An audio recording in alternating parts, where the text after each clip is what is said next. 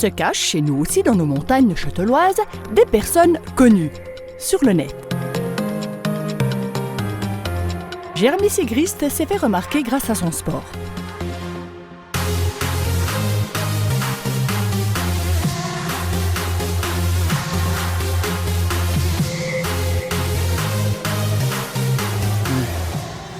On fait traction Lesté? lesté direct. Yes, on fait sir. une ou deux séries de chauffe quand même. Ouais. 4, vas-y. Vas-y, monte. Encore. Allez, vas-y, encore une.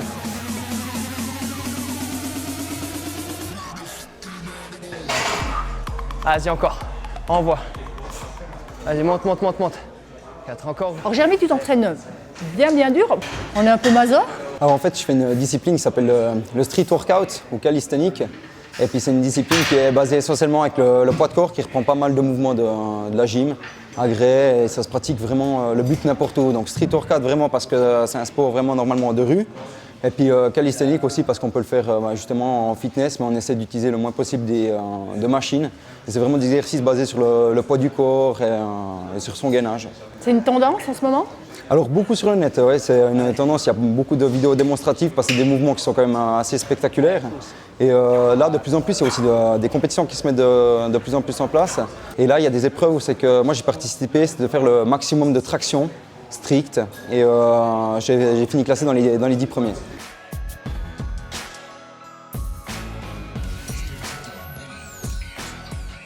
La première figure que j'ai réalisée, que j'avais vraiment envie de faire, en fait, c'était le muscle up. Et le muscle up, en fait, c'était l'attraction, c'est qu'on vient passer par-dessus la barre. Et ça, c'est la première figure que, quand on commence cette discipline, on a envie de réussir avant de passer après, par la suite au drapeau, au front lever, c'est la planche tenue à la barre, donc à l'horizontale. Et toutes ces figures viennent petit à petit, mais la première, c'est vraiment le muscle up, passer par-dessus la barre. Ouais. Combien d'heures d'entraînement tu as besoin pour pratiquer ça? Au début, je faisais pas mal d'heures d'entraînement, puis maintenant, j'ai remarqué que si je fais 4 à 5 heures d'entraînement par semaine sur une séance environ d'1 heure, mais intensif, ça me suffit largement pour progresser. Puis aussi, vu que c'est des mouvements qui sont vraiment en force, qui demandent quand même beaucoup physiquement, que ça me permet bien de récupérer en chaque fois. Donc ouais, là, grosso modo, je suis quand même à 4-5 heures d'entraînement par semaine, ce qui est encore vraiment raisonnable. Ton activité, tu la filmes assez souvent? Oui, en fait, moi j'ai essayé de faire un peu comme les figures qui m'ont donné envie de faire, de mettre un peu certaines positions que j'arrive en vidéo. Et puis du coup, je me suis pris un peu au jeu quand j'ai vu qu'il y avait un petit peu de l'audience derrière. Et puis j'ai commencé à faire quelques vidéos déjà moi-même sur certains exercices. Et puis après, j'ai commencé aussi à faire pas mal avec mon ami Camille. C'est que là, on a fait un peu des vidéos en couple sur cette discipline qui est bien mélangée. C'est que là, c'est une audience où c'est que les gens, ça leur plaît. Parce que c'est un fitness qui est harmonieux au poids du corps. Et puis en couple, c'est aussi sympa. Les gens, ça touche plus de monde. Donc on trouvait sympa de faire partager notre passion à travers les réseaux sociaux. En fait.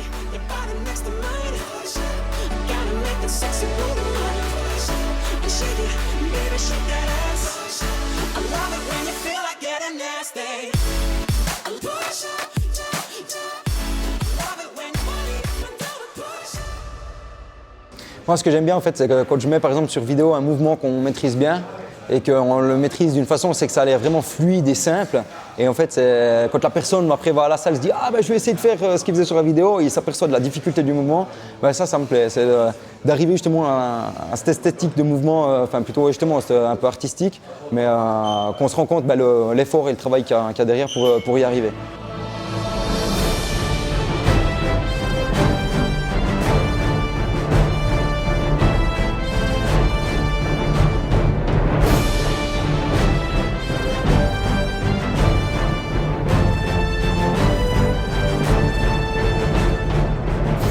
Ton âge, on va dire que c'est plus ou moins facile. Dans 10-15 ans, tu te vois comment? Alors ça justement c'est une discipline, c'est marrant parce qu'aussi on voit beaucoup de vidéos sur les réseaux sociaux en fait où c'est qu'on a des personnages de 70-80 ans qui pratiquent encore des drapeaux, des planches, etc. Parce que c'est une musculature qui est tellement proche du corps en fait que si on l'exerce assez souvent, qui a assez une musculature en endurance, on se blesse pas bien sûr si on respecte quand même son corps, les temps de repos. Je pense que c'est une activité qu'on peut, j'espère en tout cas pour moi que je pourrais faire aussi des vidéos à 70-80 ans, peut-être montrer à mes petits enfants, comme ça quand je fais aussi une planche, un drapeau. Hop. Salut Emilien. Ciao mec, ça va? Ouais, toi? Ouais. T'as la forme? Ouais, ça va, la pêche. Ouais, alors c'est cool. 2 et on souffle, montez. Allez. Parfait. Allez. Toujours bien droit sur ton dos. On ne retient pas la descente. Allez. Joli. Encore 5 petites secondes. Le personal training, ben, moi je fais de différentes manières. Donc j'ai des team training. Donc là, c'est que je vais coacher en 10 et 12 personnes à la fois. Et après, il y a vraiment un coaching personnel où c'est que là, pendant une demi-heure ou 1 heure, j'ai la personne qu'avec moi, où c'est qu'on va tout faire pour l'amener à son objectif. Donc je vais le guider en même temps dans son alimentation, s'il le désire. Je lui fais aussi un test sur une balance qui va nous calculer son indice de masse grasse, la masse musculaire, pour un peu voir son niveau au début. Et puis après, bah voilà, quand on fixe des séances, moi je lui donne aussi des programmes d'entraînement qu'il peut faire quand il est seul. Et bah, l'idée, c'est qu'il arrive le plus vite possible à son objectif. C'est facile. Donc on va commencer en bas, et si ça vient trop dur, tu avanceras. Ici les pompes, donc on part bien les bras vers l'extérieur. Tu souffles bien la montée, donc j'inspire.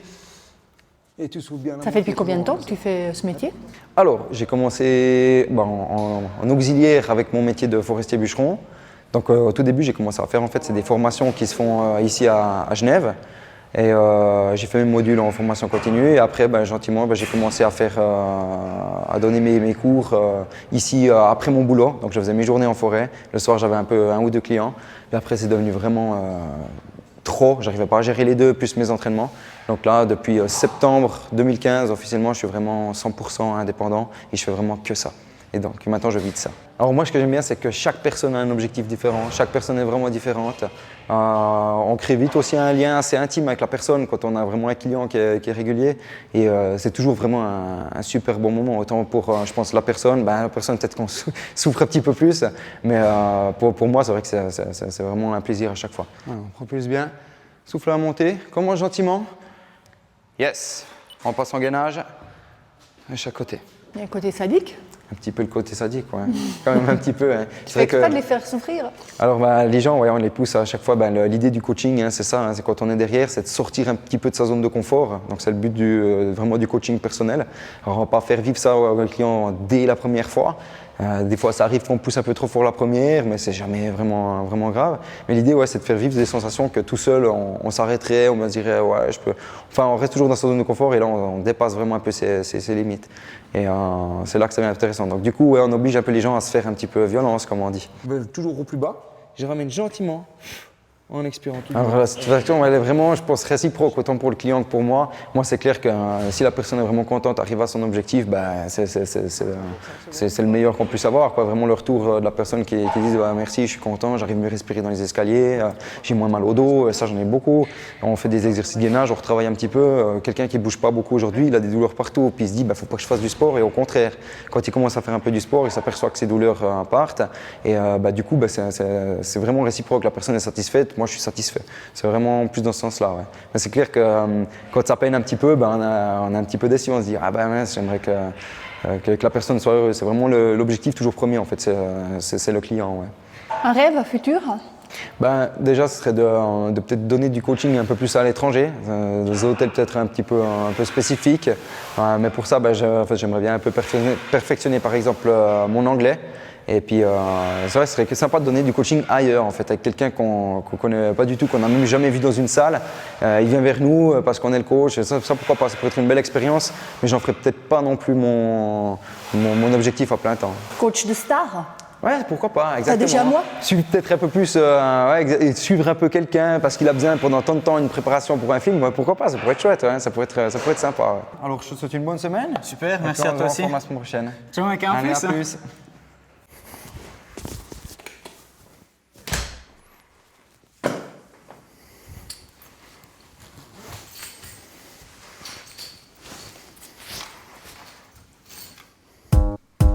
Everybody get up.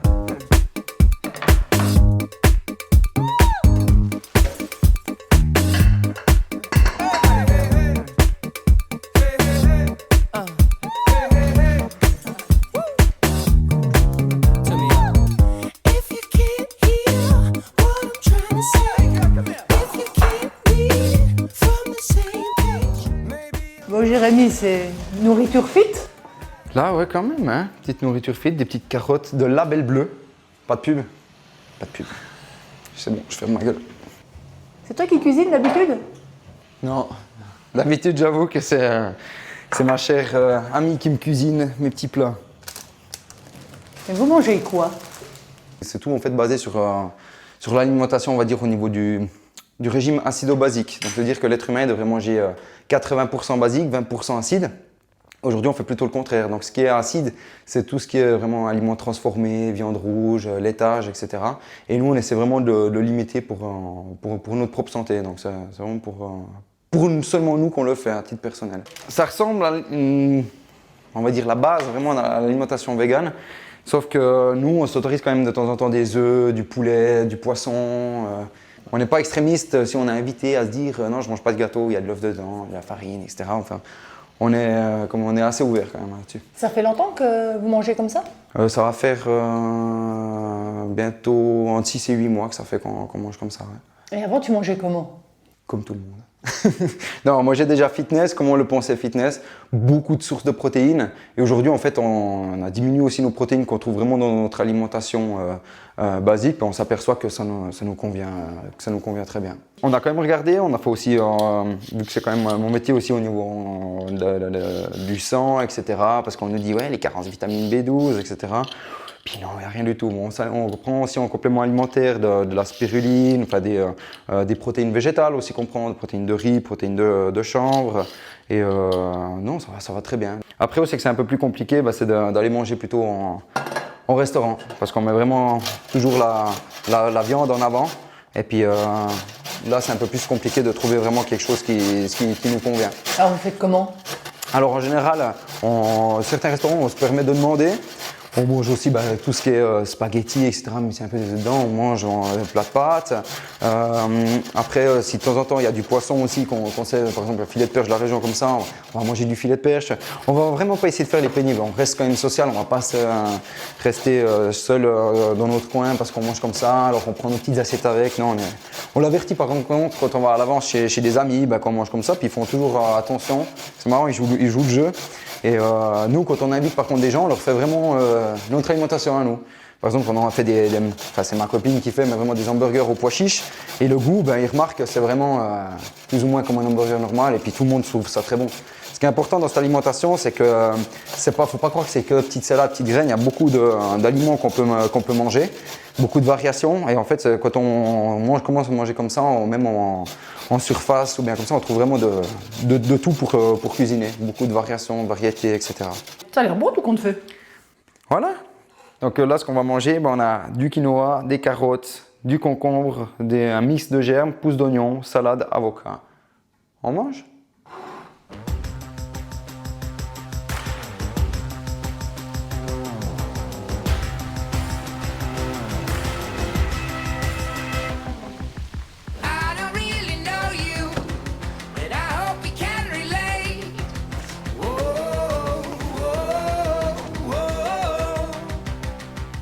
Ça va? Bien et toi? Tu reviens Je reviens aux sources, ouais. aux sources? Ouais. Ah, tu la connais cette forêt? Ouais. Tu as déjà fait la coupe quand tu étais après? Ouais, c'était en deuxième année, je crois que j'avais fait. 2008. Ouais. Bon, Sylvio, je vais quand même remettre un petit casque comme à l'époque. Hein. C'est toujours autant confortable en tout cas. Allez, je te suis.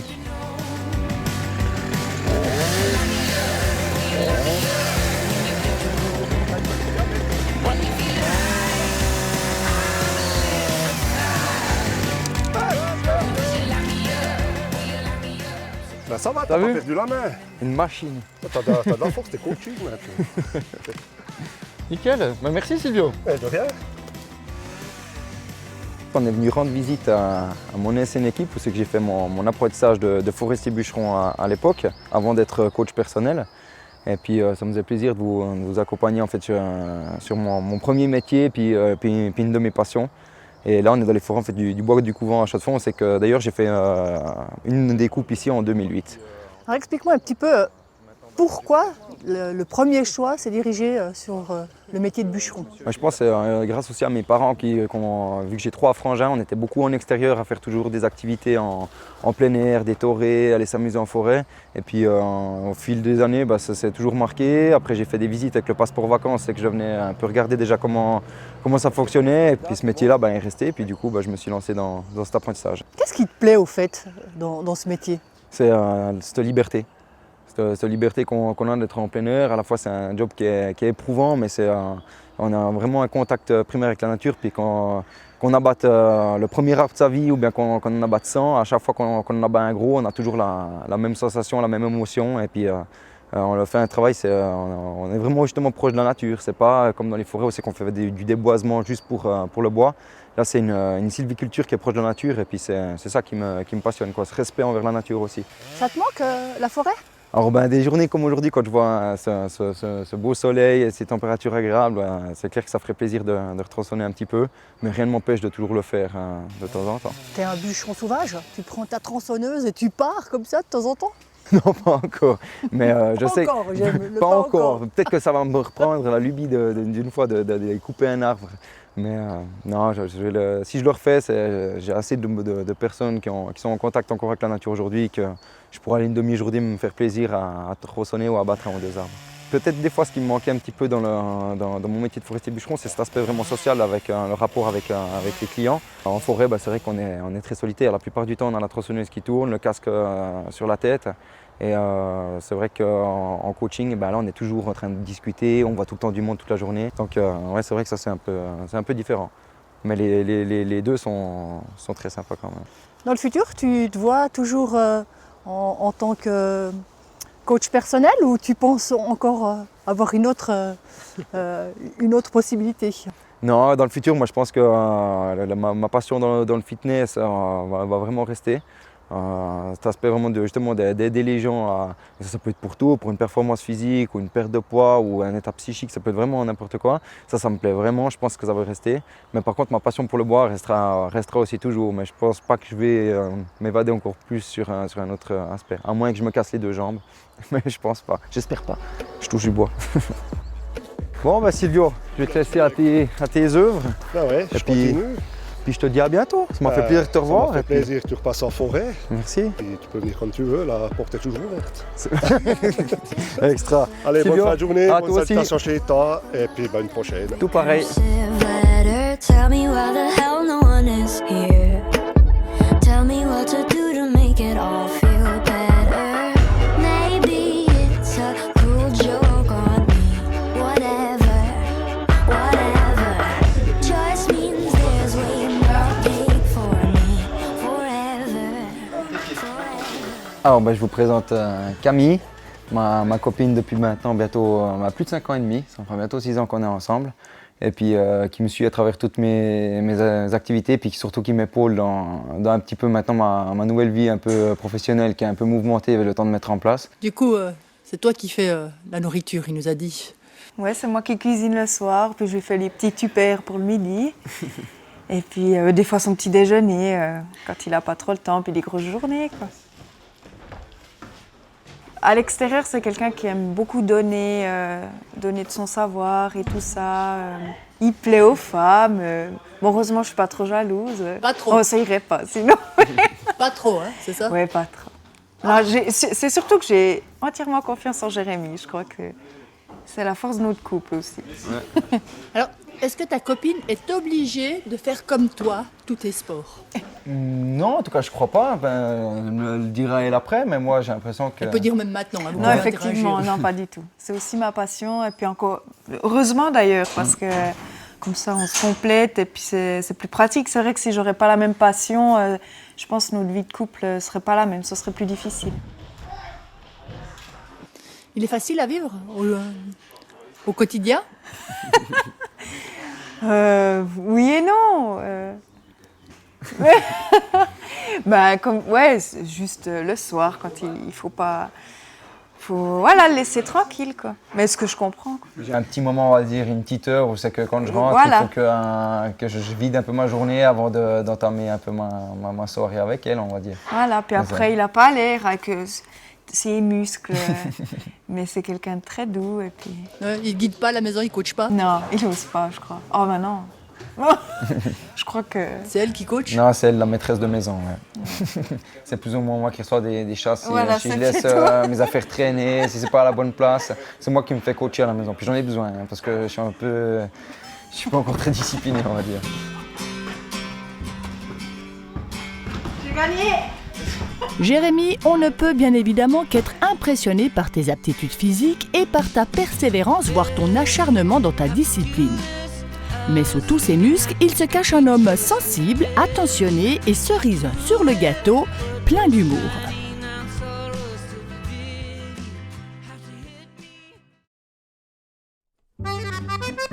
La semaine prochaine, rencontre avec une des rares femmes à être viticultrice dans notre région.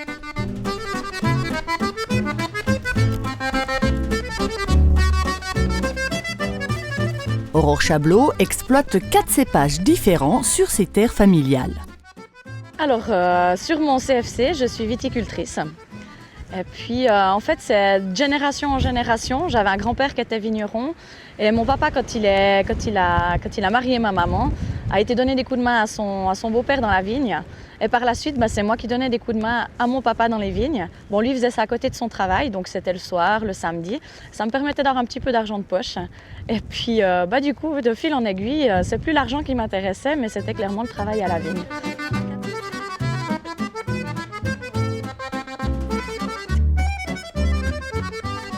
Avis de passage, mercredi prochain, c'est terroir et tradition.